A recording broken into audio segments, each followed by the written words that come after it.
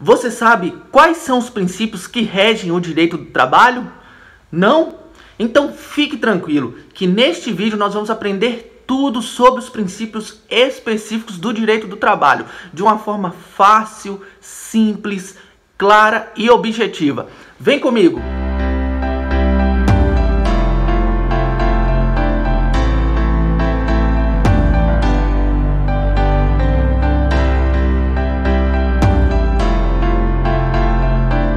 Galera, tudo bem com vocês? Sejam bem-vindos a este canal. Para quem não me conhece, eu me chamo Cássio Rafael e hoje nós vamos aprender sobre um tema muito importante, que são os princípios que regem o direito do trabalho. Primeiramente, cabe salientar que os princípios que nós vamos estudar hoje aqui neste vídeo não são os únicos princípios do direito do trabalho, tendo em vista que esses princípios eles podem variar de acordo com a doutrina que está sendo estudada. Deste modo, vamos estudar os princípios basilares do direito do trabalho. Vamos lá? Um desses princípios é o princípio da proteção. Este princípio, ele informa que o direito do trabalho, com a sua estrutura, instituto, com as suas regras, princípios e presunções próprias, formam a teia de proteção da parte vulnerável, ou seja, da parte hipossuficiente da relação empregatícia, que é o empregado. Deste modo, visa atenuar no plano jurídico o desequilíbrio inerente ao contrato de trabalho diante do poder diretivo do empregador. O segundo princípio é o princípio da norma mais favorável.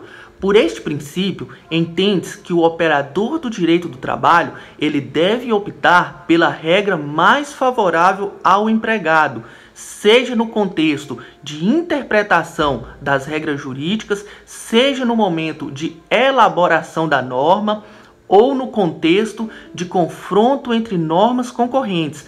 Deste modo, o operador do direito do trabalho ele deve optar pelas regras mais favoráveis ao obreiro. Princípio da imperatividade das normas trabalhistas.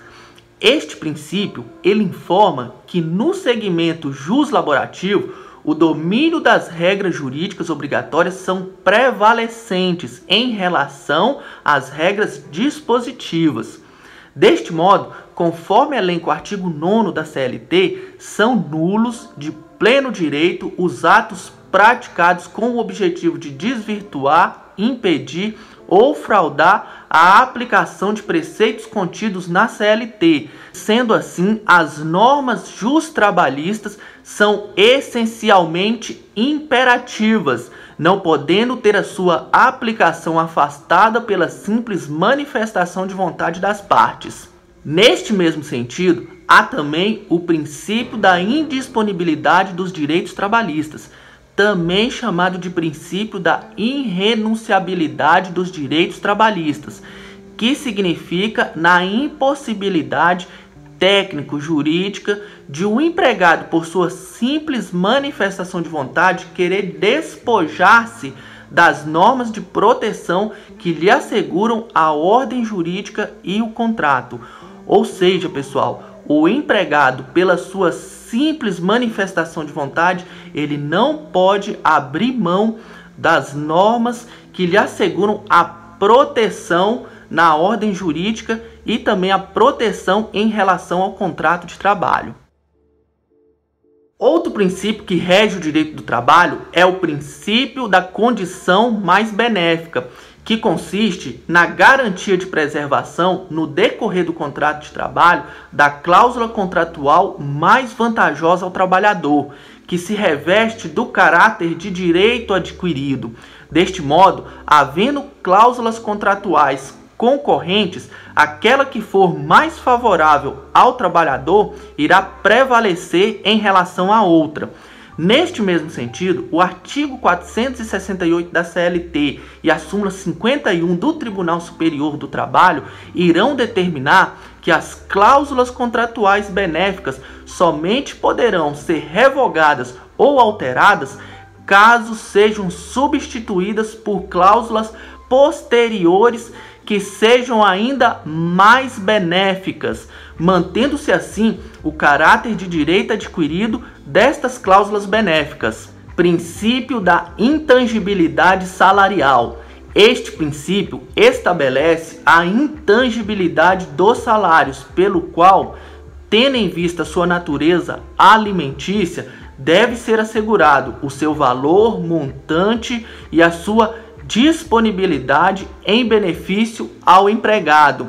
Salienta-se que, conforme o artigo 2º da CLT, o empregador ele assume os riscos da atividade econômica e, independentemente das oscilações inerentes ao ramo da atividade econômica explorada ou à mera vontade do empregador, este deve garantir ao trabalhador o direito de receber o seu salário, que é a contraprestação da sua força de trabalho. Ou seja, pessoal, de nenhuma forma o empregador poderá reter o salário do empregado. Outro princípio muito importante é o princípio da primazia da realidade sobre a forma.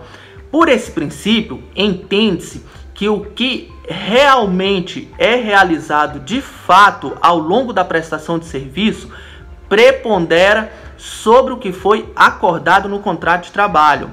Deste modo, o que realmente é feito pelo cotidiano da prestação de serviço sobrepõe no que for contrário ao conteúdo do contrato escrito. Por exemplo, em que o empregador ele contrata o empregado para exercer uma função.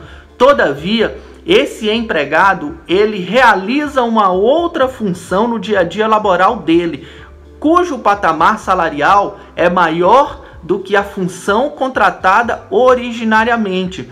Deste modo, pelo princípio da primazia da realidade sobre a forma, a função correta deste empregado será a função que de fato ele está exercendo, bem como também que o salário que esse empregado faz jus é o salário referente à função que ele está exercendo. Por fim, pessoal, chegamos ao princípio da continuidade da relação de emprego, que consiste no interesse do direito do trabalho na permanência do vínculo empregatício. Deste modo, este princípio ele visa a preservação do emprego.